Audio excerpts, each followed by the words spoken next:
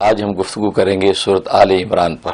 تو جہاں تک آل عمران جو سورت مبارکہ ہے یہ 200 آیات پر مشتمل ہے اور مدنی سورت ہے، یعنی ہجرت مدینہ کے بعد نازل ہوئی۔ اس کا نام آل عمران اس لیے ہے کہ عمران دراصل حضرت مریم علیہ السلام کے والد ماجد کا نام ہے، اور ان کے والد جو ہے وہ مسجد اقصی کے امام تھے۔ اور اس صورت میں ان کی اہلیہ کی دعا کا بھی ذکر ہے کہ جس دعا کی قبولیت کے نتیجے میں حضرت مریم پیدا ہوئی تھی۔ تو جو کہ ان کی آل اولاد کا ذکر چونکہ اس صورت میں تھا تو اللہ تبارک و تعالی نے اس صورت کا نام آل عمران رکھ دیا۔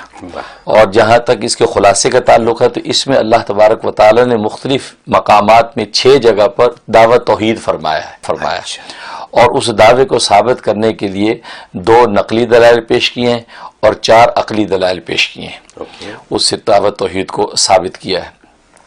باقی جہاں تک اس کے مضامین کا تعلق ہے تو سورہ فاتحہ میں چونکہ 2 ان گمراہ قوموں کا ذکر تھا، ایک مغضوبی علیہم یعنی یہود کا ذکر تھا اور ایک جو ضالین یعنی نصارہ کا ذکر تھا۔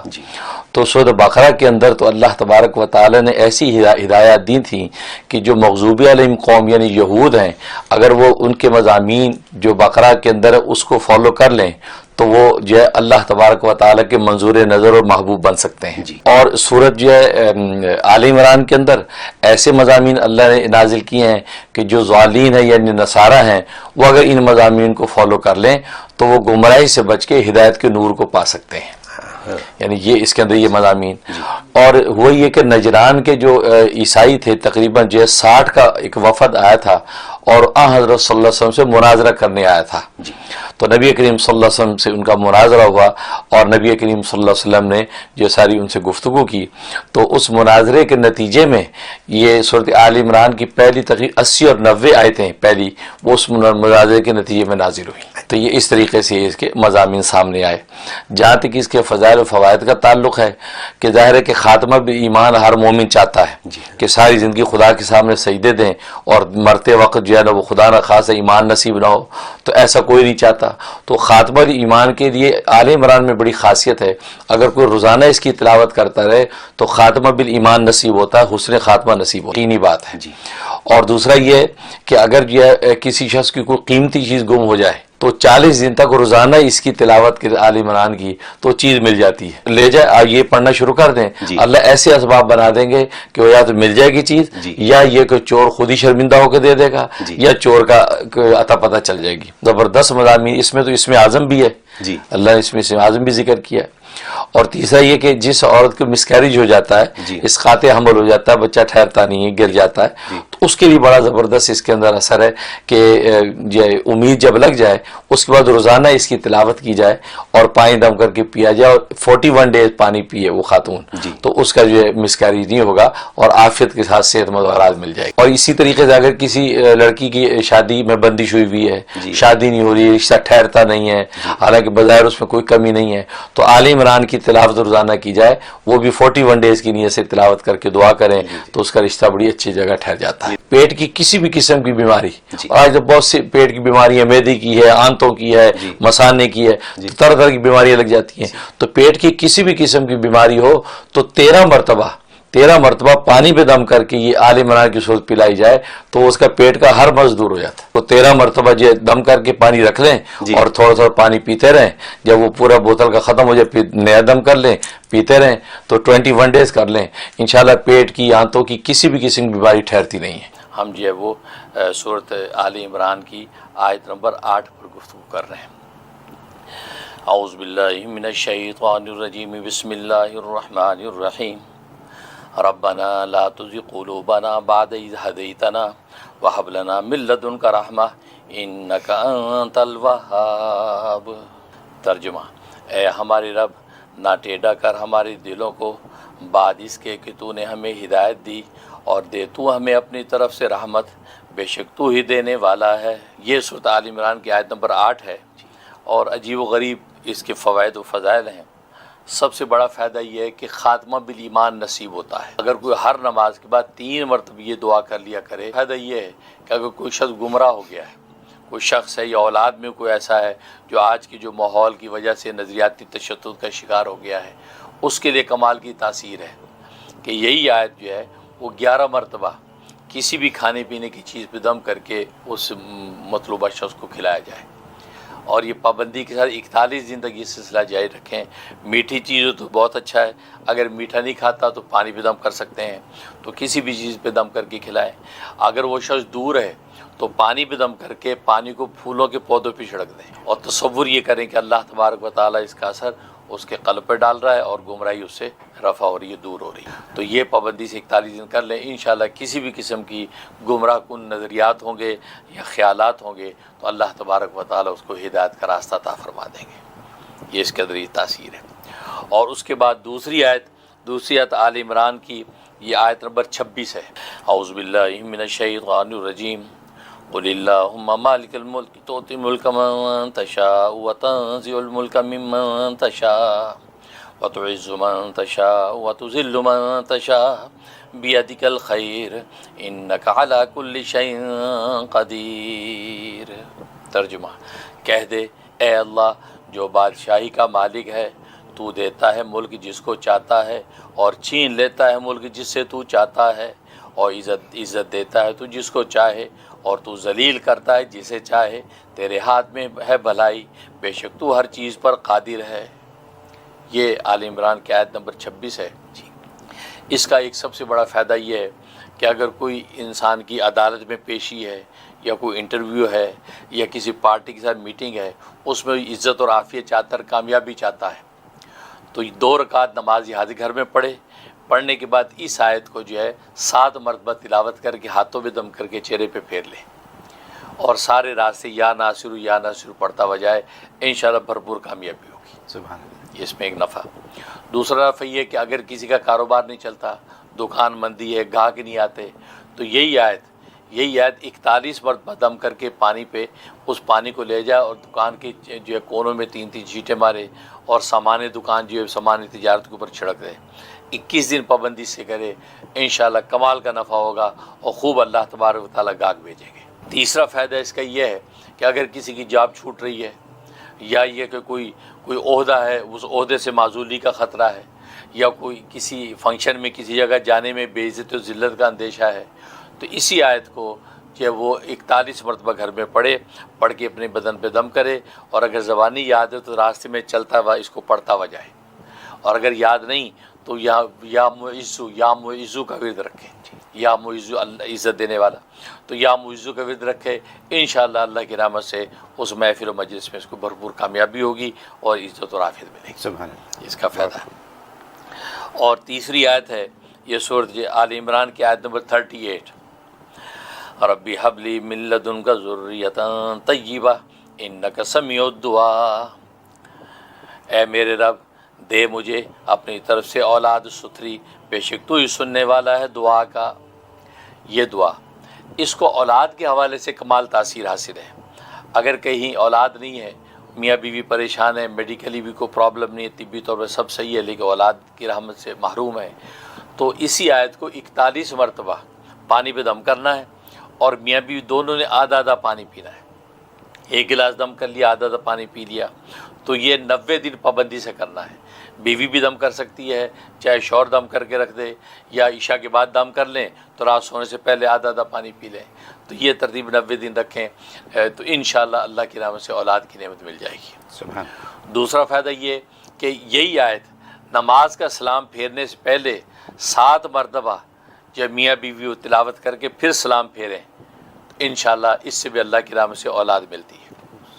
تو جو بھی طبی مسئلہ ہوگا، پریشانی ہوگی، وہ رفع ہو جائے گی، اور اللہ تبارک و تعالیٰ اپنی رحمت سے اولاد کی نعمت سے نوازیں گے۔ چوتھی آیت ہے سورۃ آل عمران، آیت نمبر 83، اعوذ باللہ من الشیطان الرجیم، افغیر دین اللہ یبغون وَلَهُ أَسْلَمَ مَن فِي السَّمَاوَاتِ وَالْأَرْضِ طَوْعًا وَكَرْهًا وَإِلَيْهِ يُرْجَعُونَ۔ ترجمہ، کیا اللہ تعالیٰ کے دین کے سوا کوئی اور دین یہ تلاش کرتے ہیں، اور اسی کے سامنے جھکی ہوئی ہے وہ مخلوق جو آسمانوں میں ہے اور زمین میں ہے، خوشی کے ساتھ اور جبراً، اور اسی کی طرف لوٹائے جائیں گے۔ یہ آیت، اس کے اندر زبردست تاثیر ہے ان بچوں کے لیے جو بچے بڑے ضدی ہیں، شرارتی ہیں، غصے والے ہیں۔ اس کے لیے ماں باپ میں سے کوئی بھی اس بچے کے پیشانی کے بال ہاتھ میں لے کے 7 مرتبہ اس آیت کو تلاوت کرے، 7 مرتبہ تلاوت کر کے اس کے چہرے پہ پھونک دے. جب بھی موقع ملے صبح دوپہر شام میں یہ کرتا رہے. کسی بھی قسم کا ضدی شرارتی بچہ ہوگا انشاءاللہ نیک فرما بردار ہو جائے گا. کمال کی تاثیر ہے. اور دوسرا فائدہ یہ کہ اگر جو ہے وہ آپ کے پاس جانور ہے، سواری گھوڑا ہے، اونٹ ہے، اس قسم کے جانور، ظاہر ہے کہ یہ سرکشیاں کرتے ہیں سم ٹائم، تو اس صورت میں اسی آیت کو 3 مرتبہ پڑھ کے اس کے کانوں میں پھونک، انشاءاللہ بالکل تابع دار ہو جائے گا اور وہ شوخی جو کرتا ہے، اچھلتا کودتا، وہ ختم ہو جائے گا. سبحان اللہ. اور تیسرے کا عجیب فائدہ ہے کہ عام طور پر ہم جب قربانی میں جانور ذبح کرتے ہیں اس وقت بڑی ضرورت پیش آتی، گائے کو رام کرنا ہے، بیل کو رام کرنا ہے، کیا کریں. اور آپ کو پتہ کیسے کیسے واقعات ہوتے ہیں کہ جناب لوگوں کو نقصان پہنچتا ہے، وہ مار دھاڑ کرتے ہیں. یہی آیت پڑھ کے 7 مرتبہ پڑھ کے اس کے کان میں پھونک دیں. اگر اس کے قریب، کان کے قریب کھڑے ہو کے اگر تلاوت کرے دھیمی آواز سے، اس کے کان میں آواز جاری ہے 7 مرتبہ پڑھنے کے بعد، اب اس کے بعد اس کو ذبح کرنے کی جو پروسیس کرتے ہیں، رسا ڈالنا، ڈنگا ڈالنا، گرانا، یہ شروع کر دے، بڑی آسانی سے جانور گر جائے گا. وہ جو سرکشی کرتا ہے، دلتی مار دی، ٹانگ مار دی، وہ سب ختم ہو جائے گا. کمال تاثیر ہے. اس لیے آپ نے دیکھو کہ بہت سے ایسے لوگ ایسے دکھاتے ہیں کہ چپکے سے کان میں اس کو کچھ کرتے ہیں، جانور آرام سے لیٹ جاتا ہے سوشل میڈیا پہ. وہ اصل میں اس آیت کے کمالات ہیں، کیونکہ اس آیت کا مضمون بھی آپ کے سامنے ہے، اس کا ترجمہ کیسا شاندار ہے کہ ہر چیز خوشی سے ہو یا زبردستی اللہ کے آگے جھکی ہوئی ہے. سبحان اللہ. وہ سب کچھ. تو یہ اس کے اندر زبردست تاثیر ہے کہ اس کو استعمال کیا جا سکتا ہے. اس کے علاوہ انسان کا نفس جو ہے اگر کسی بہت پریشان کرتا ہے، گناہ کی طرف میلان ہوتا ہے، یا انسان کی سرکشی یا نماز روزے سے انسان بیزار دور ہوتا ہے، تو یہی یاد 3 مرتبہ تلاوت کر کے پانی بھی دم کرے اور پانی دم کر کے پی لے، اپنے اوپر پھونک لے. 11 دن پابندی سے کر لیں، انشاءاللہ اس کا جو نفس ہے اس سرکشی سے باز آ جائے گا اور نیک اور تابعدار ہو. لیکن مستقل 2 چیزیں ہیں، ایک مال اور دوسرے اعمال.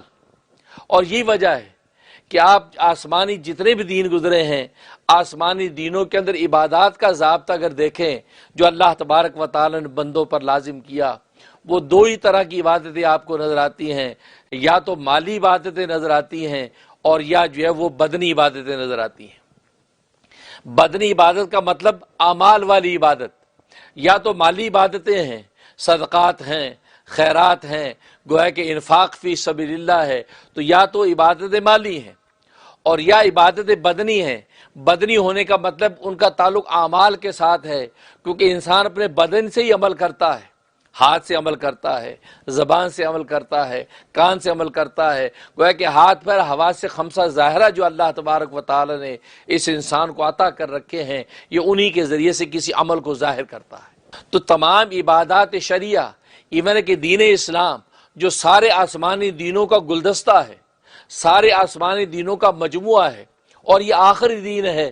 اب اس کے بعد کوئی اور آسمانی دین آنے والا نہیں ہے، اس لیے کہ اللہ تبارک و تعالی نے اعلان کر دیا کہ الیوم اکملت لکم دینکم واتممت علیکم نعمتی ورضیت لکم الاسلام دینا. آج کے دن تم پر میں نے تمہارے دین کو مکمل کر دیا ہے، اپنی نعمت کو تم پر پورا کر دیا ہے، اور تم لوگوں کے لیے میں نے دین اسلام کو پسند کر لیا ہے. تو گویا کہ بادشاہوں کے بادشاہ نے یہ دین اسلام پسند کر کے انسانیت کو دے دیا ہے. اور آج دنیا کے اندر ایک بادشاہ کی پسند ساری پسندوں کی بادشاہ ہو جاتی ہے، اور یہاں بادشاہوں کی بادشاہ کی پسند کا عالم کیا ہوگا. اس لیے فرمایا میں نے تمہارے دین اسلام کو پسند کیا. کیوں؟ اس لیے کہ دین اسلام کا کمال یہ ہے کہ یہ سارے آسمانی دینوں کا مجموعہ اور گلدستہ ہے. اس دین اسلام میں تمام انبیاء کے احترام اور عزت ہے، تمام آسمانی کتابوں پر ایمان ہے، تمام آسمانی دینوں کو گویا کہ یہ حق اور سچ سمجھتا ہے، سب کو یہ اپنی آغوش میں لے کے چلتا ہے، کسی کا انکار نہیں کرتا. نہ دین موسوی کا انکار کرتا ہے، نہ دین عیسوی کا انکار کرتا ہے، نہ دین ابراہیمی کا انکار کرتا ہے، نہ دین یعقوبی کا انکار کرتا ہے. تو گویا کہ جتنے بھی آسمانی دین ہیں تمام کے تمام آسمانی دینوں کو یہ تسلیم کرتا ہے. اور مومن کہہ دیتا ہے آمنت باللہ و ملائکتی و کتبہ، تمام کتابوں پر میں ایمان لاتا ہوں کہ تورات بھی سچی کتاب تھی، انجیل بھی سچی کتاب تھی، گویا کہ صحائف شیش بھی سچے تھے، صحائف ابراہیمیہ بھی سچے تھے. تمام آسمانی کتابوں پر میں ایمان رکھتا ہوں کہ وہ سچی ہیں. ورسولی، تمام رسولوں کو میں اپنے سر کا تاج سمجھتا ہوں. موسیٰ علیہ الصلوۃ والسلام بھی میرے سر کا تاج ہے، عیسیٰ علیہ الصلوۃ والسلام بھی میری آنکھوں کا سرما ہے. یعقوب علیہ الصلوۃ والسلام بھی میرے دل کا سرور ہے، یوسف علیہ الصلوۃ والسلام بھی میرے بدن کا حسن ہے۔ گویا کہ سارے کے سارے جو ہے انبیاء اکرام دین اسلام کی نظر کے اندر جو ہے وہ اپنے سر کا تاج اور آنکھوں کا سرور سمجھتے ہیں، اور کسی ایک نبی کے انکار کا مطلب یہ ہوا گویا کہ یہ دین اسلام بھی اس کو راندہ درگاہ کر دیتا ہے، دین اسلام بھی اس کو اپنی مجلس اور محفل میں بیٹھنے نہیں دیتا۔ اگر یہ سچا مسلمان ہے تو سارے کے سارے انبیاء کا احترام کرتا ہے۔ گویا کہ دین اسلام کا کمال یہی ہے کہ اس میں نگیشن نہیں ہے، باقی سارے آسمانی دینوں میں نگیشن پایا جاتا ہے۔ یہودیت کسے کہتے ہیں؟ عیسائیت کے انکار کا نام یہودیت ہے۔ موسیٰ علیہ الصلوۃ والسلام کو ماننے والے یہ یہودی ہیں، اور موسیٰ علیہ الصلوۃ والسلام کے زمانے میں وہ سچے ہیں، لیکن جیسے عیسیٰ علیہ الصلوۃ والسلام کو انہوں نے انکار کیا اور انجیل کا انکار کیا، عیسیٰ علیہ الصلوۃ والسلام کی تکذیب کی، تو وہ سچے جو تھے وہ جھوٹے ہو جاتے ہیں، جھوٹے ہو جاتے ہیں، کیونکہ ان کے مذہب میں نگیشن ہے۔ وہ جو ہے انجیل کا انکار کرتے ہیں اور عیسیٰ علیہ الصلوۃ والسلام کی نبوت کا انکار کرتے ہیں، تو اس نگیشن یعنی اس تعصب کی وجہ سے نتیجہ یہ کہ وہ منفی حیثیت سے وہ گویا کہ جو ہے وہ دین حق سے نکل جاتے ہیں۔ اور عیسائی جب عیسیٰ علیہ الصلوۃ والسلام پہ ایمان لائے، عیسیٰ علیہ الصلوۃ والسلام کا زمانہ جب تک کہ وہ سچے ہیں، لیکن جب رسول اللہ صلی اللہ علیہ وسلم کا، محمد عربی صلی اللہ علیہ وسلم کا زمانہ آیا، انہوں نے قرآن کا انکار کیا، محمد صلی اللہ علیہ وسلم کا انکار کیا، تو وہی جھوٹے ثابت ہو گئے۔ جو سچے تھے وہ جھوٹے ہو گئے، کیونکہ ان کے اندر نگیشن آ گئی، انہوں نے انکار اور تکذیب کی۔ لیکن جب دین اسلام آیا، محمد صلی اللہ علیہ وسلم کو ماننے والے محمدی آئے، پہلے یہودی تھے پھر عیسائی تھے، اب جب محمدی آئے انہوں نے کیا کیا؟ انہوں نے کہا کہ آمنت باللہ و ملائکتہ و کتبہ و رسلہ، ہم ساری آسمانی کتابوں پر ایمان رکھتے ہیں اور سارے انبیاء اکرام پر ایمان لاتے ہیں۔ سارے انبیاء اکرام اپنے اپنے وقت میں سچے نبی ہیں۔ انہوں نے نہ موسیٰ کا انکار کیا، نہ عیسیٰ کا انکار کیا، نہ یعقوب کا انکار کیا، نہ ابراہیم کا انکار کیا، سارے نبیوں کو مانا۔ بس یہی دین اسلام کا کمال ہے کہ یہ سب کو اپنی آغوش میں لے کے چلتا ہے۔ تبھی تو قرآن کریم میں اللہ تبارک و تعالی فرماتے ہیں تحبونہم، اے مسلمانوں تم تو ان سے محبت کرتے ہو، تم تو یہودیوں سے محبت کرتے ہو، تم تو عیسائیوں سے محبت کرتے ہو، تحبونہم تم تو ان سے محبت کرتے ہو، ولا یحبونکم لیکن یہ تم سے محبت نہیں کرتے۔ یہودی تم سے محبت نہیں کرتے، عیسائی تم سے محبت نہیں کرتے، زرتشت تم سے محبت نہیں کرتے، مجوسی تم سے محبت نہیں کرتے، تم تو ان سے محبت کرتے ہو۔ کیا مطلب؟ فرمایا وہ تؤمنون بالکتاب کلی، اس لیے کہ تم ساری ان کی کتابوں پر ایمان لاتے ہو، تم تورات کو بھی حق سمجھتے ہو، تم انجیل کو بھی حق سمجھتے ہو، سارے آسمانی دینوں کو حق سمجھتے ہو، تم تو ان سے محبت کرتے ہو، لیکن ولا یحبونکم یہ تم سے محبت نہیں کرتے، یہ تمہارے قرآن کا بھی انکار کرتے ہیں اور تمہارے نبی کی تکذیب کرتے ہیں۔ قرآن نے اعلان کیا تو معلوم ہوا کہ گویا کہ جتنے دین سماوی آئے ہیں، جتنے دین سماوی آئے ہیں وہ سب کے اندر عبادات دو ہی طرح کی ہیں، ایک مال کی عبادتیں ہیں اور دوسرے اعمال کی عبادتیں ہیں۔ چنانچہ دین اسلام جیسے میں بتایا کہ یہ سارے دینوں کا مجموعہ اور خلاصہ ہے، نچوڑ ہے۔ دین اسلام کے انکار کا مطلب سارے آسمانی دینوں کا انکار۔ آج اگر کوئی دین اسلام کا انکار کرتا ہے تو وہ سب سے پہلے گویا کہ یہودیت کا انکار کر رہا ہے، سب سے پہلے عیسائیت کا انکار کر رہا ہے۔ کیوں؟ اس لیے کہ دین اسلام تو سب کی تصدیق کر رہا ہے، دین اسلام تو سب کی تصدیق کر رہا ہے۔ یہ محمد صلی اللہ علیہ وسلم تو سارے انبیاء کی تصدیق کر رہے ہیں، اور یہ مومن مسلمان سارے انبیاء کی تصدیق کرتا ہے، اور مصدق تصدیق کرنے والے کی جب آپ تکذیب کریں گے تو گویا کہ آپ اپنے اصل کی تکذیب کر رہے ہیں۔ دین اسلام تو موسیٰ کو پیغمبر مانتا ہے، اگر آپ دین اسلام کا انکار کریں گے تو گویا کہ آپ انکار موسیٰ کا کر رہے ہیں۔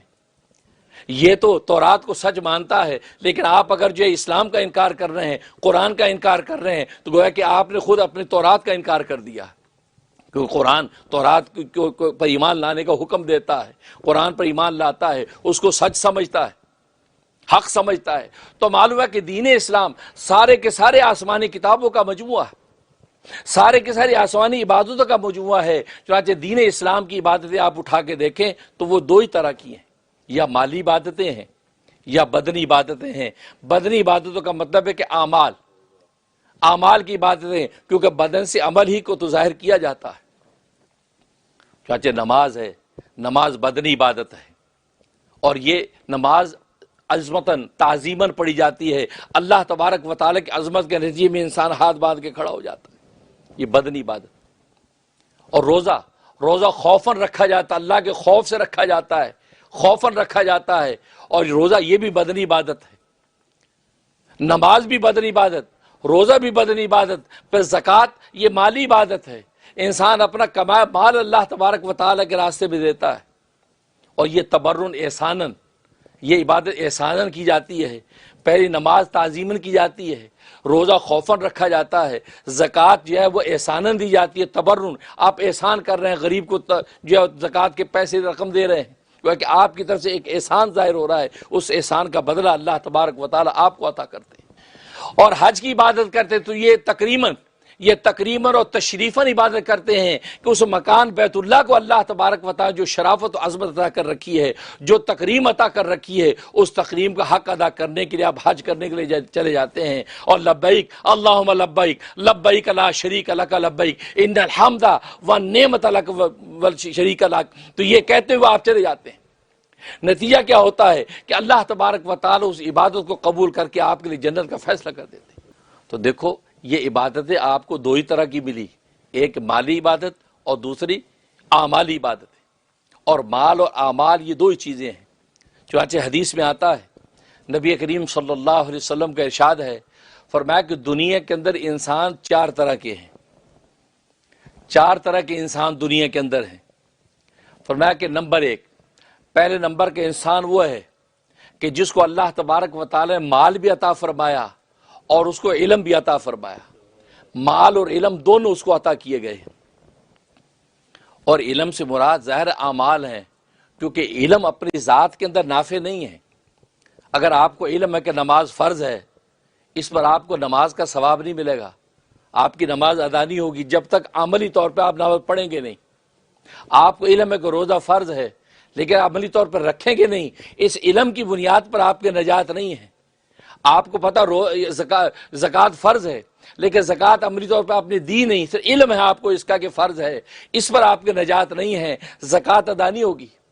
حج کی فرضیت کا آپ کو علم ہے, حج فرض ہے, لیکن آپ عملی طور پر کریں گے نہیں, اس وقت تک جو آپ کے حج قبول نہیں ہوگی. تو معلوم ہوا کہ علم یہ اپنی ذات میں کوئی چیز نہیں ہے, علم عمل کرنے کے لیے ہوتا ہے.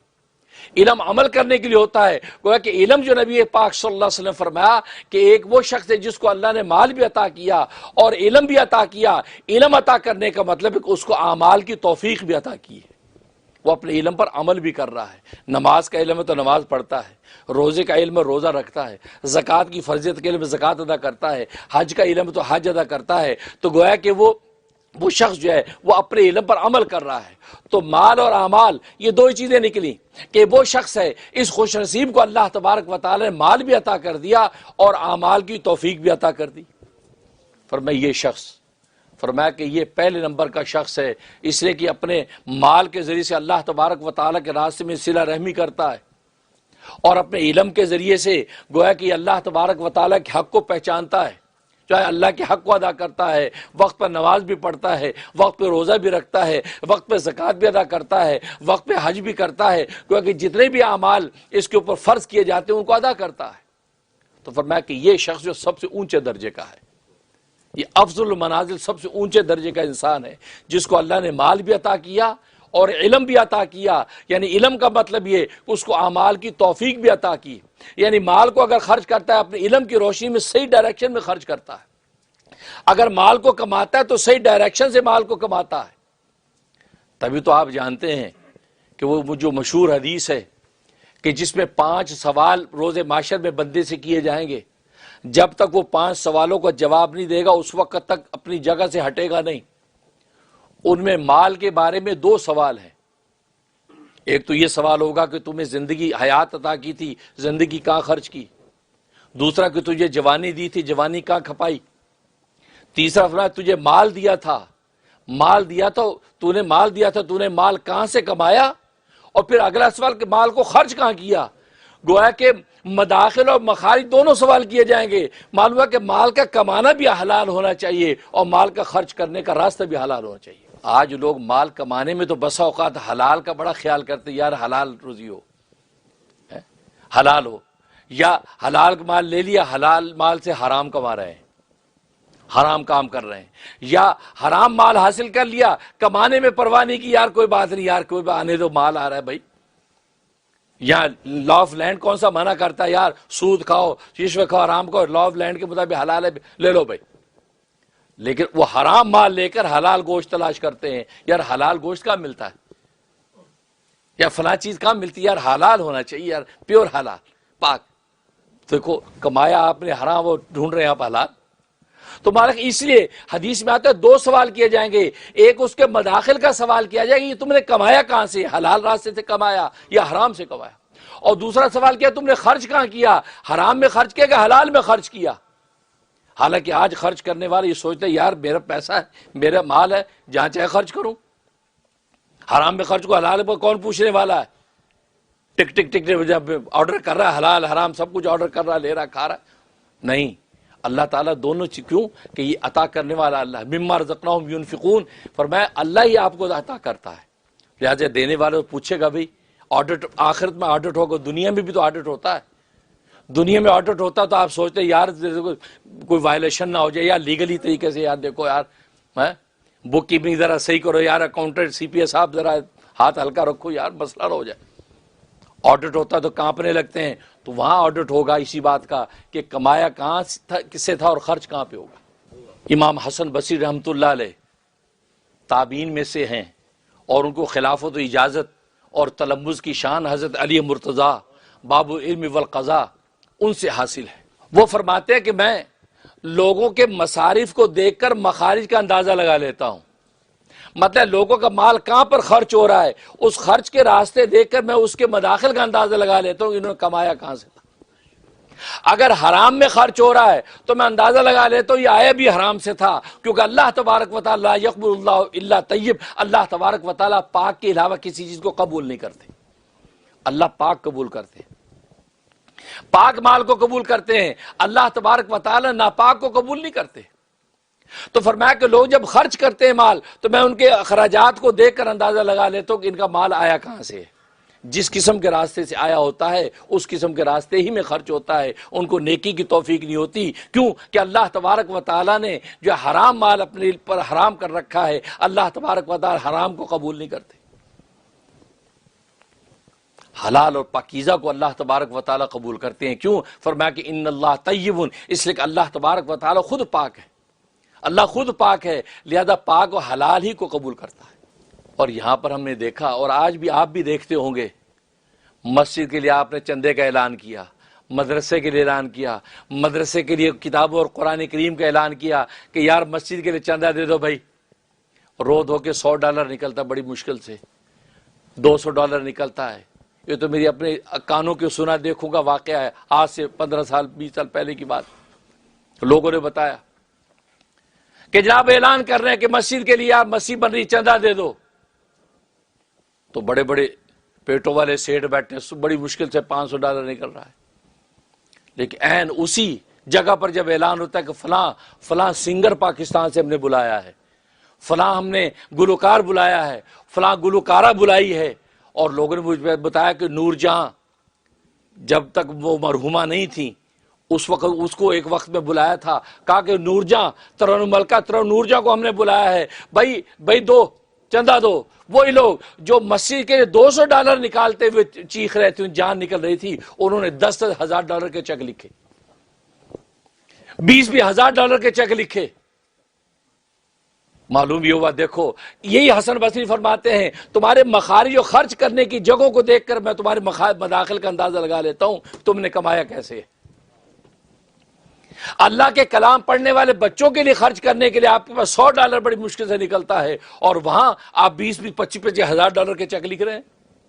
بس سمجھ جائیے. تو بھائی یہ مقصد ہے، اللہ تبارک و تعالیٰ جو ہے اپنے نیک کاموں کے لیے قبول نہیں کر رہے ہیں، وہاں آپ کو توفیق نصیب نہیں ہو رہی. تو مال تو گویا کہ یہ پہلی ایک چیز جو مال ہے کہ مال کے ذریعے سے اللہ تبارک و تعالیٰ آزماتے ہیں. اسے نبی پاک صلی اللہ علیہ وسلم فرمایا کہ بہترین وہ شخص ہے اعلیٰ درجے کا جس کو مال بھی عطا کیا اللہ نے، علم بھی عطا کیا، یعنی علم عطا کرنے کا مطلب اس کو اعمال کی توفیق بھی عطا کی. فرمایا کہ اعلیٰ مقام پر یہ شخص. اور دوسرا فرمایا وہ شخص ہے جس کو اللہ تبارک و تعالی علم تو عطا کیا، اعمال کی توفیق تو دی، نماز بھی 5 وقت بھی پڑھتا ہے، روزہ بھی اپنے وقت پہ رکھتا ہے، اور اسی طریقے سے باقی اور جو ہے امور دینیا اخلاق حسنہ سارے کرتا ہے، لیکن مال نہیں اس کے پاس، غریب ہے، مفلس ہے، نہ زکوٰۃ دینے کے قابل، نہ حج کرنے کے قابل ہے، اب مال نہیں ہے، اعمال ہے، علم ہے، لیکن اس کے بعد مال نہیں ہے۔ البتہ وہ ایک جذبہ رکھتا ہے، وہ کہتا ہے کاش وہ جو شخص ہے اس کے پاس دیکھو علم کے ساتھ مال بھی ہے، کاش میرے پاس بھی اگر ویسا مال ہوتا تو میں بھی یوں ہی خرچ کرتا جیسے یار وہ خرچ کرتا ہے، کبھی مسجد بنواتا ہے، کبھی مدرسے میں دیتا ہے، کبھی غریبوں کو کھانا کھلاتا ہے، کبھی ننگوں کو کپڑے پہناتا ہے، یار جب اس سے کوئی غریب مانگتا فوج کی جھولی بھر دیتا ہے، کاش میرے پاس بھی مال ہو میں اسی طرح خرچ کروں جیسے وہ کرتا ہے۔ دیکھو اس کے بعد علم ہے، اعمال کی توفیق ہے، لیکن مال نہیں ہے، صرف ایک نیک جذبہ ہے۔ نبی کیا فرماتے ہیں، وہ اپنے اس نیک جذبے کی وجہ سے اس کا درجہ پہلے والا ہو جاتا ہے، یعنی یہ پہلے والے کے درجے کے برابر ہو جاتا ہے، حالانکہ اس نے کچھ نہیں کیا، لیکن نیک نیت اور جذبہ رکھا کاش میرے پاس ہوتا تو میں بھی ایسے خرچ کرتا۔ حاتم طائی کو اللہ نے دیا، اس کا دسترخوان ہر وقت کھلا رہتا تھا، کاش میرے پاس ہو میں بھی دسترخوان کھول کے رکھوں، جب کوئی بھوکا ہے تو کھانا کھائے، 24 گھنٹے میرا دسترخوان کھل رکھے، بھئی یہ تمنا چاہت، فرمایا اس پر اللہ تبارک و تعالیٰ اس کو پہلے والے آدمی کا اجر دے دیتے ہیں، اور فرمایا یہ دونوں کے دونوں ایک ہی درجے میں ہیں۔ دیکھو ہمارا دین نیت کا نام ہے، جذبے اور نیت کا نام ہے یہ دین اسلام، جذبہ اور نیت آپ رکھے بس۔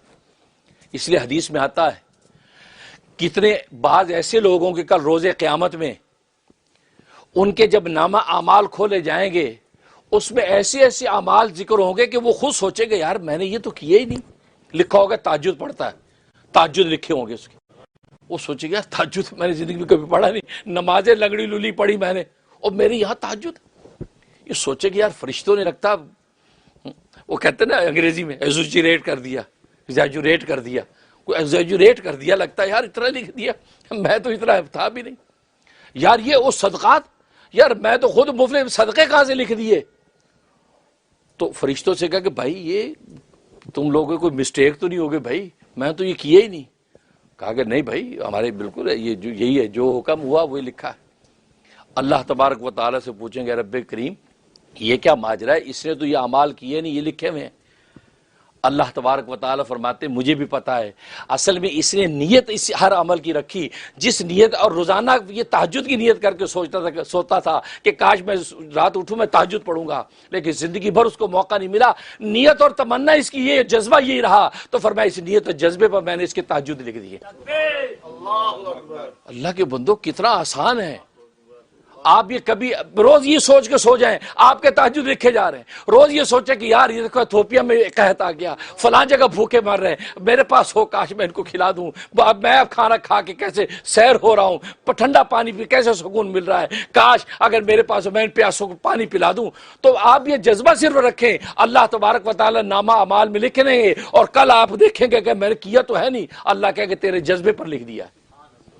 یہ ہمارا دین اتنا کام کا ہے، اتنا آسان ہے، لیکن بس جذبہ۔ تو فرمایا کہ دیکھو دوسرے آدمی سے جذبہ رکھا تو اللہ تبارک و تعالی نے اس کو جو اسی پہلے والے درجے میں داخل کر دی۔ لکھا ہے نا کہ بنی اسرائیل کے زمانے میں ایک گاؤں میں قحط آ گیا، لوگ بستی میں سے نکل کے اپنے بوری بستر اٹھا کے جا رہے ہیں دوسری جگہ پہ۔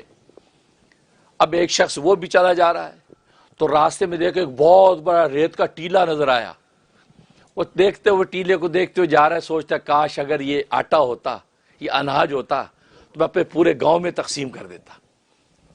اور یہ گاؤں بیچارہ سارے ہجرت کر کے جا رہے ہیں، نقل مکانی ہو رہی ہے، کاش یہ بیچاروں گھر بار نہ چھوڑنا پڑتا، میں یہ سارا کا سارا ٹیلا اللہ کے راستے میں صدقہ کر دیتا۔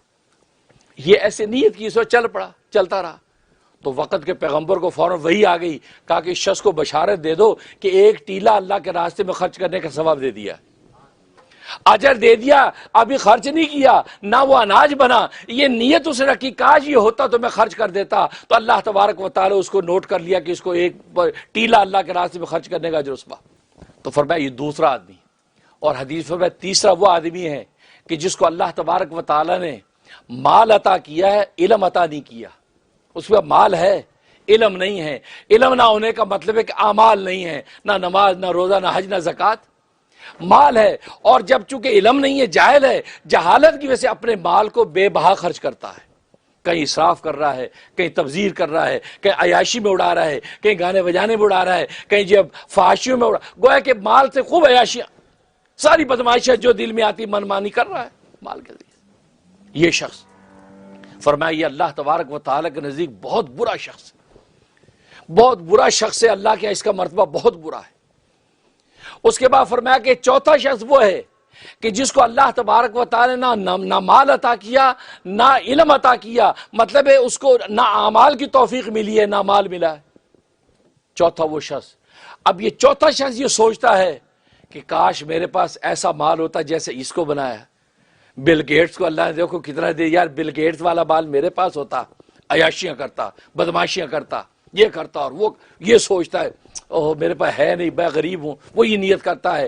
نبی کیا فرماتے ہیں، اس نیت کی وجہ سے یہ تیسرے والے آدمی کی طرح یہ بھی اللہ کے نظر میں برا ہو جاتا ہے، یہ بھی برا ہو جاتا ہے، حالانکہ اسے کیا کچھ بھی نہیں، صرف جذبہ اور نیت رکھی، ایک مصمم ارادہ رکھا کہ اگر میرے پاس مال ہوتا میں عیاشی اور فحاشیاں کرتا، تو اللہ تبارک و تعالی اس کو جو ہے گناہگار لکھ لیتے ہیں۔ گویا کہ یہ تیسرے درجے کا اور چوتھے درجے کا دونوں شخص ایک ہی مقام میں داخل ہو جاتے ہیں۔ دیکھو دوسرے نمبر والے شخص نیت کی وجہ سے بلند ہو گیا، اور چوتھے نمبر کا شخص نیت کی وجہ سے اور پست ہو گیا۔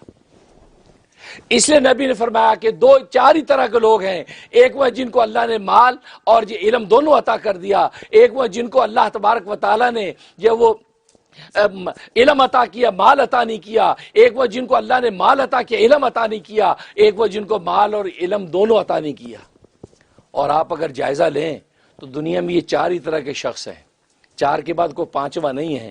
ہم اپنا جائزہ لیں ہمیں پتہ چل جائے گا ہم ان میں سے کس کیٹیگری میں ہیں۔ اسے نبی فرمایا کہ مال اور اعمال، گویا کہ مال اور اعمال ہی کا دنیا کے اندر امتحان لیا جاتا ہے، اور اللہ تبارک و تعالیٰ مال عطا کر کے آزماتے ہیں، دیکھتے ہیں کہ بندہ کرتا کیا ہے۔ واقعہ لکھا ہے اور پہلے بھی کئی بار میں سنا چکا ہوں، پیران پیر حضرت غوث پاک شیخ عبد القادر جیلانی رحمہ اللہ تعالی، ان کی تجارت بھی تھی، وقت کے اتنے بڑے غوث ہیں، ان کی تجارت، ان کی کھجوروں کے بحری جہاز جو افریقہ تک جاتے تھے، اللہ اتنی تجارت بھی عطا کر رکھی تھی۔ ایک مرتبہ اپنی مجلس میں بیٹھے ہیں درس دے رہے ہیں، تو مینیجر نے آ کے کان میں کچھ کہا، آپ نے فرمایا الحمدللہ، یہ فرمایا، چلا گیا وہ۔ آپ نے اپنا بات شروع کر دیا۔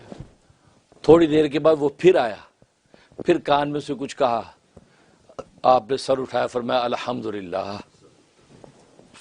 چلا گیا۔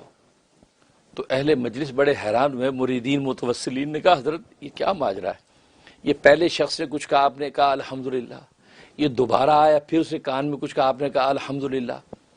تو اگر اجازت فرمائے تو آپ ہمیں کچھ بتائیے، ہم سمجھے نہیں یہ قصہ کیا ہے۔ فرمایا کہ اصل میں بات یہ ہے، مینیجر نے مجھے اطلاع دی کہ آپ کا جو کھجوروں کا جو بحری جہاز افریقہ گیا تھا، افریقہ گیا، وہاں پہنچ گیا، الحمدللہ لنگر انداز ہو گیا ہے۔ تو میں نے اس پر جو ہے الحمدللہ کہا۔ اس کے بعد تھوڑی دیر کے بعد آ کے اس نے مجھے اطلاع کی، اور اطلاع یہ کی، فرمانے لگا کہ وہ جو بحری جہاز بھیجا تھا وہ لنگر اندازیوں بلکہ وہ غرق ہو گیا، ڈوب گیا۔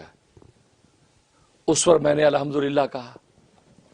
تو مریدین نے کہا حضرت یہ کیا بات ہوئی، نقصان ہوا تو بھی آپ نے الحمدللہ کہا، اور نفع ہوا تو بھی آپ نے الحمدللہ کہا۔ پہلے آپ کو ڈوبنے کی خبر ملی تو آپ نے کہہ دیا الحمدللہ، پھر آپ کی پتہ چلا کہ نہیں وہ ڈوبا نہیں، وہ خیریت سے پہنچ گیا ہے، تو بھی آپ نے الحمدللہ کہا۔ یہ سمجھ میں نہیں آئی بات، حالانکہ نقصان پہ تو انا للہ کہا جاتا، آپ نے الحمدللہ کہا۔ اس پر اب یہ سننے والی بات ہے، بھائی یہ فرق ہے ہم میں ان اولیاء اللہ میں۔ یہ اولیاء اللہ بھی اللہ کی دنیا کی تجارتیں کرتے ہیں، لیکن یہ کس انداز سے کرتے ہیں۔ فرمایا کہ اصل میں بات یہ ہے کہ جب مجھے پہلے انہوں نے خبر دی کہ وہ جہاز لنگر انداز نہیں ہوا، ڈوب گیا ہے، تو میں نے اپنے دل کے اندر جھانکا، دل پر نگاہ کی کہ اس ڈوب جانے کا غم یا صدمہ میرے قلب میں ہوا یا نہیں، یا اللہ کی محبت میں میرا دل سرشار ہے۔ تو میں نے دیکھا کہ میرا دل اللہ کی محبت میں سرشار ہے، اس کو اس کا کوئی غم نہیں ہوا کیونکہ اس کی طرف سے ہے، لہذا میں اس دل کی محبت الہی میں سرشاری پر الحمدللہ کہا، عبداللہ کہا۔ اور فرمایا کہ جب مجھے بتایا کہ خیریت سے پہنچ گیا ہے تو میں نے پھر اپنے دل کو جھانکا کہ اس کے اندر اس خیریت سے پہنچنے پر خوشی کا کیفیت تو نہیں، اور وہ اللہ کی محبت میں میرا جو دل مست ہے اسی مستی کے اندر ہے، یا یہ کہ دنیا کے اس نفع پر خوش ہو رہا ہے۔ تو میں نے جب دیکھا تو میرا دل اللہ کی محبت اسی طرح مست تھا، اس مستی اور کیف و سرور پر میں نے الحمدللہ کہا۔ میں نے اس نفع نقصان پر نہیں، میں نے اپنے مالک اور خالق کی محبت میں میرا قلب جو موجزن ہے، فرمایا کہ میں اس کیفیت پر الحمدللہ کہہ رہا ہوں۔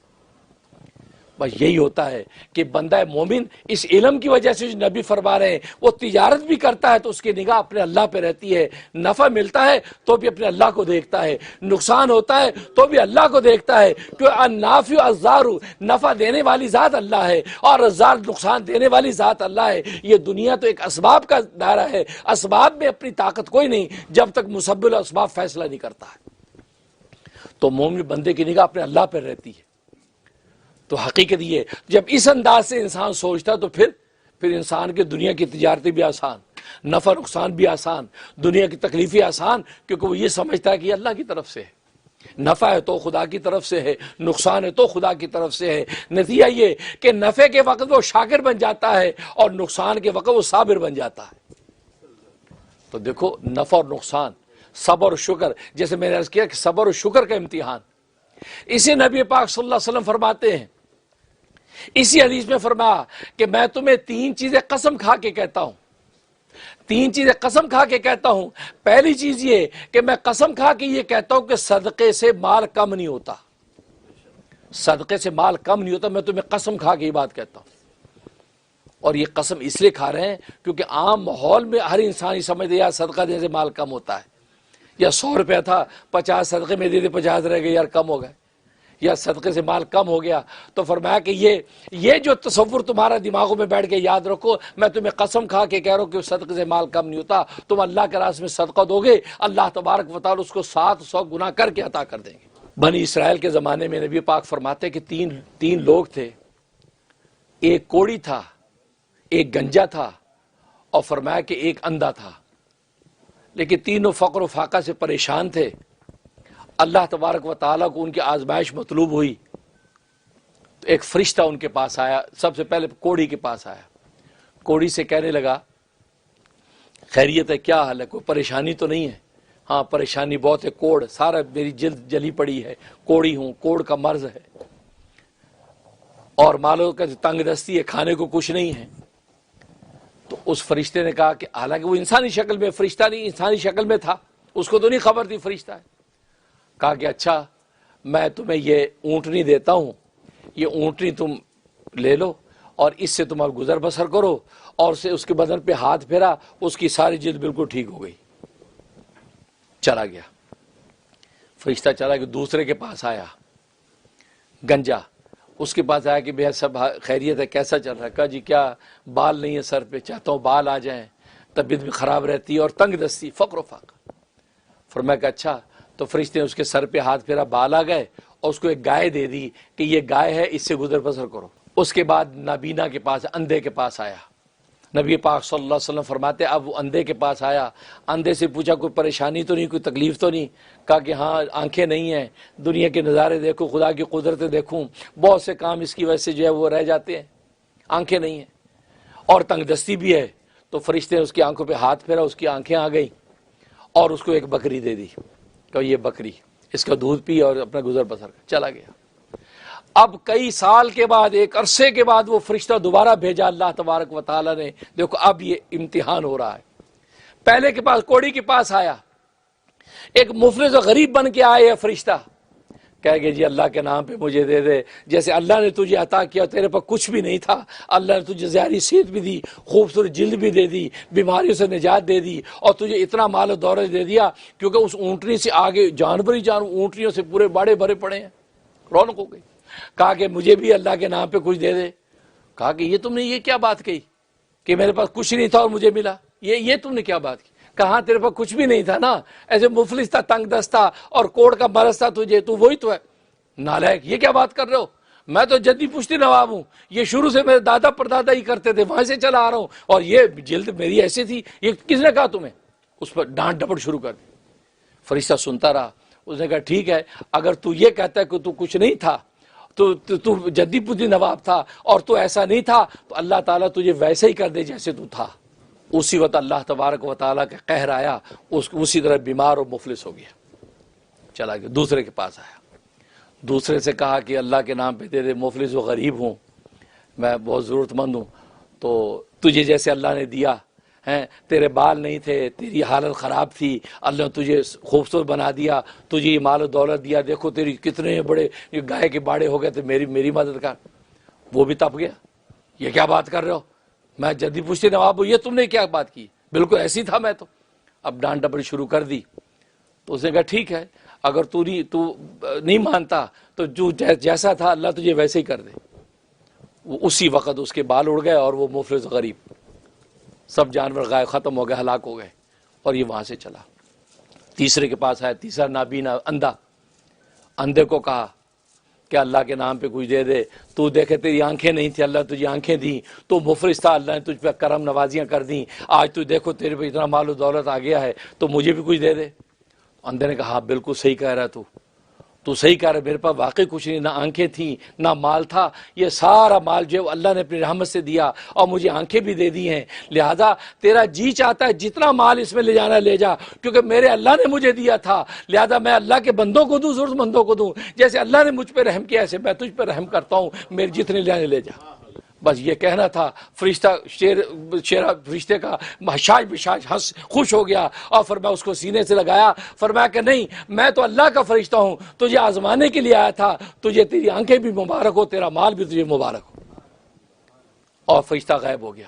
نبی کریم صلی اللہ علیہ وسلم ارشاد فرماتے، دیکھو یہاں پر جس نے اس مال کی آزمائش کے اندر پاس ہو گیا، اللہ تبارک و تعالی اس کے مال کو اور دگنا تگنا کر دیا، اور جنہوں نے مال کے اندر آزمائش کے اندر وہاں مارے گئے اور اپنے دعوے کرنے لگے، اللہ تبارک و تعالی دوبارہ سے ان کو مفلس کر دیا۔ اسے یاد رکھو، مال یہ بڑی نعمت ہے، اس کو خرچ کرتے سوچو غلط جگہ تو خرچ نہیں ہو رہا، کماؤ تو کہ دیکھو غلط جگہ سے کما تو نہیں رہے، تو نتیجہ کیا ہوگا؟ اور پھر مزے کی بات، اللہ تبارک آج بھی آزمائشیں ہوتی ہیں، آپ سمجھے بنی اسرائیل میں نہیں، آج ایسے وقت میں آپ کے پاس مانگنے والا آ جاتا ہے جب آپ خود مفلس ہیں، آپ کا $50 ہی آپ کی جیب میں ہے ہی کچھ نہیں، این اسی وقت ایک بابا جی آ جاتے ہیں، بوڑھے مفلس غریب، اللہ کے نام، آپ اس کو وہ نہ سوچے یار میرے پہلے کچھ نہیں، اس کو کیا دے دیں، میاں چلو جی آگے چلو، یا اللہ کے نام پہ ایک روٹی دے دے، آپ کے میرے پہلی 2 روٹیاں ہیں، میں اس کو دے پیٹ کیسے بھرے گا، نہیں میاں آگے نہیں، یہ پتے کی بات بتا رہا ہوں، آج بھی اللہ بس اوقات حضرت خضر علیہ السلام ایسے فقیر مفلس بن کے تمہیں آزماتے ہیں، یہ تجربات ہیں جو بتا رہا ہوں میں، وہ آتے ہیں ایسے وقت میں آتے ہیں جب آپ خود مفلس ہیں، خود پریشانی و مصیبت میں ہیں، اور وہ اپنی مصیبت کی داستان لے کے آتا ہے، سمجھ لو گے اللہ تبارک و تعالیٰ کی طرف سے مجھ پر رحمت ہونے والی ہے، آج اگر میں نے اس کے سر پہ ہاتھ رکھ دیا، اللہ تبارک و تعالیٰ اگلے لمحے مجھے مصیبت سے نکال دے گا۔ کبھی اس راز کو نہ بھولنا، کیونکہ اللہ تبارک و تعالیٰ آج بھی آزمائشیں کرتے ہیں، لیکن لوگ کیا کہتے ہیں، اور یار میں خود مصیبت میں ہوں، چلو یار اگلا آگے چلو، کیا تو آ گیا میرے پاس، نہیں، اسی وقت ٹھٹک جاؤ گے، یار این مصیبت کی حالت، کیا رب کو پتہ نہیں تو مصیبت میں ہے، رب کو پتہ نہیں تو مفلس ہے، رب کو پتہ نہیں تو خود بھوکا ہے، اللہ نے اسی وقت فقیر تیرے پاس بھیجا ہے، اس کا اللہ لا علم تھا تیری حالت، نہیں، اللہ کو علم ہے، اللہ کو علم ہے یہ مفلس ہے، پریشان ہے، تکلیف میں ہے، این اسی وقت اللہ تبارک اپنا ایک بندہ آزمائش فرشتہ بھیج دیتا آزمائش کے لیے، سمجھ جاؤ کہ جب اللہ کو سب میری حالت پتہ ہے، پھر بھی میرے پاس یہ مانگنے کے بندہ بھیج دیا، اس کا مطلب بس اب یہ اللہ کی کو فتوحات کا دروازہ کھلنے والا ہے، آپ اس مدد کر کے دیکھو اس وقت، پھر دیکھو اللہ تبارک و تعالیٰ کیسے آپ کے لیے فتوحات کا دروازہ کھولتے ہیں۔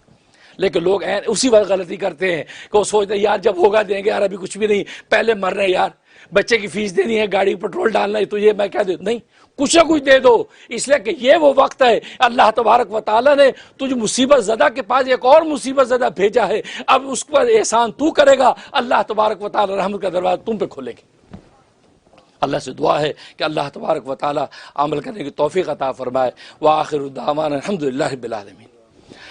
آج کا خطبہ سپانسر کیا ہے پینسلوینیا سے مسرت خان صاحبہ نے، جو اہلیہ ہیں جاوید خان صاحبہ کی، انہوں نے یہ خطبہ سپانسر کیا ہے. ہم مسرت خان کے لیے دعا گو ہیں کہ اللہ تبارک و تعالیٰ ان کو خوب برکت عطا فرمائے. اور انہوں نے جو رحم ٹی وی کا جو تعاون کیا اور یہ پیغام پوری دنیا کے ہزاروں لوگوں نے جو سنا اور آگے سنتے رہیں گے, اللہ تبارک و تعالیٰ اس کی لغزشیں کوتاہیاں معاف کرتے ہوئے اس کو قبول و منظور فرمائیں گے اور اس کا اجر و ثواب مسرت خان کو پہنچے گا. اللہ تبارک و تعالیٰ منظور فرمائے. اور دوسرا ایک اعلان بھی سن لیجئے, نیو یارک سٹی اجتماع 2021 یہ دسمبر 10 سے لے کے دسمبر 12 تک یہ اجتماع ہو رہا ہے. یہ فرائیڈے سے شروع ہو رہا ہے, سنڈے تک, سنڈے زور تک ہوگا. Astoria Islamic Center 18-22 Astoria Boulevard Queens New York 11102. تو اسٹوریا کے اندر جو انشاءاللہ تبلیغی اجتماع ہے یہ جو ہے 10 تاریخ سے لے کے جو ہے وہ 12 تاریخ تک آپ اس کو نوٹ کر لیں اور انشاءاللہ اس کے اندر شرکت کریں. ظاہر ہے کہ تبلیغی جماعت والوں کو تو میں کہا کرتا ہوں یہ اللہ کے متلاشی ہیں, یہ اللہ کو تلاش کرتے پھرتے ہیں اور پھر اکیلے نہیں سارے محلے والوں کو لے کے اللہ کو ڈھونڈتے ہیں. ایک گھر کا دروازہ کھٹکھٹاتے ہیں, آؤ یار اللہ کو ڈھونڈیں, آؤ یا اللہ کو ڈھونڈیں, اور سارے اللہ کو ڈھونڈتے ڈھونڈتے اللہ کے گھر پہنچ کے اللہ کو پا لیتے ہیں. یہ اللہ کو ڈھونڈنے والے لوگ ہیں, ان کی بے توقیری نہ کرو, ان کی تکریم کرو. جہاں دروازہ کھٹکھٹانے آ جائے تو سمجھو کہ وہ ماشاءاللہ اس نے مجھے اللہ کو ڈھونڈنے میں مجھے ساتھ شامل کر لیا. اور جو اللہ کی طرف بھاگیں گے اسے اللہ تبارک و تعالیٰ فرماتے کہاں بھاگے جا رہے ہو, میری طرف بھاگ کے آؤ. قرآن میں کہا میری طرف بھاگ, کہاں بھاگ, بہتر بھاگ کے آؤ. تو گویا کہ یہ اللہ کو تلاش کرنے والے لوگ ہیں. اجتماع میں جاؤ گے وہاں اللہ کو ڈھونڈنے اور تلاش کرنے کا سلیقہ سیکھو گے کہ کیسے اللہ کو ڈھونڈا جاتا ہے, نہ اکیلے بلکہ اوروں کو بھی ساتھ ملا کے سب کو اکٹھے مل کے جب اللہ کو ڈھونڈیں گے انشاءاللہ منزل میں خدا تمہیں مل جائے گا. اللہ تبارک و تعالیٰ قبول فرمائے, آمین یا رب العالمین.